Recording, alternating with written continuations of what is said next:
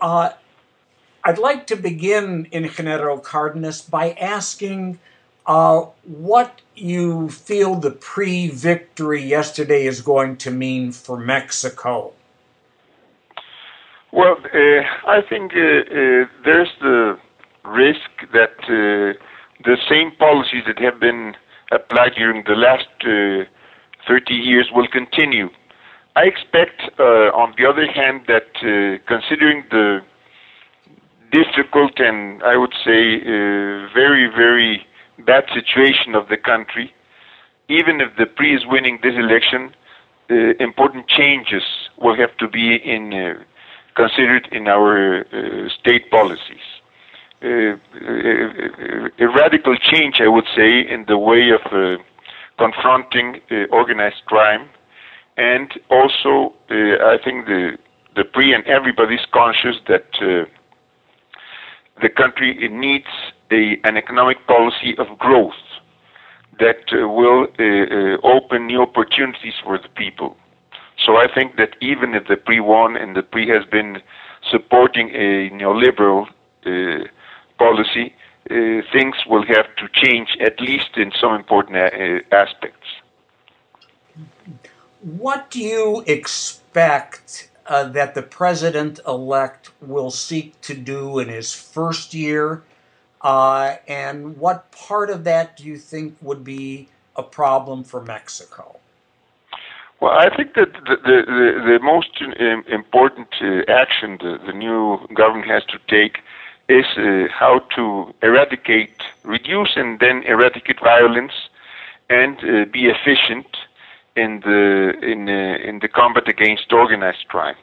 And I think that in this area, new policies will have to be implemented, considering a better international coordination, considering that we need to create new jobs and open opportunities for people, especially for young people, that it's necessary to have a better intelligence and go against money laundering and this kind of crimes, at the same time as confronting directly drug trafficking.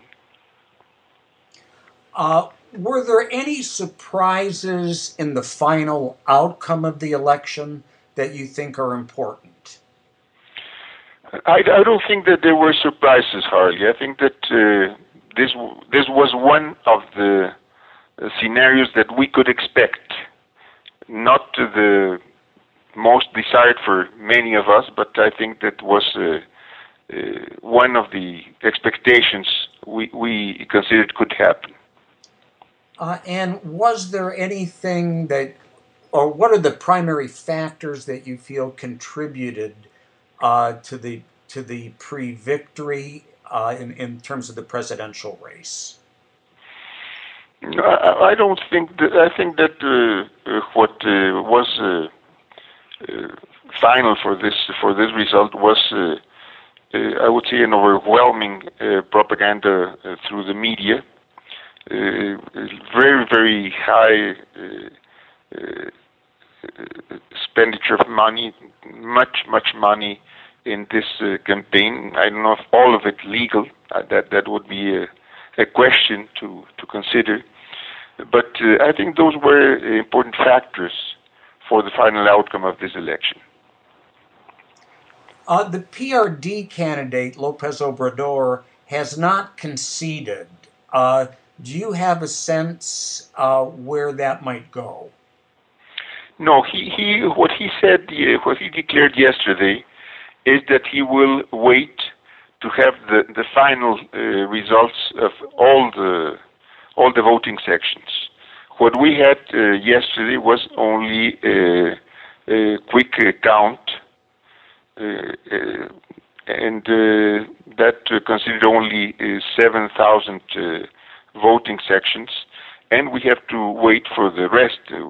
There were 143,000 voting sections, and what he said is that he was going to wait and see what the votes really said after the final count was finished.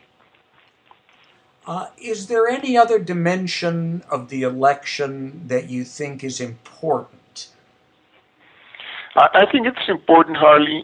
On the first place, those states won by the PRD or the Progressive Movement, that is the Federal District at Mexico City, two state governorships, the state of Morelos and the state of Tabasco, and finally the Progressive Movement has the second largest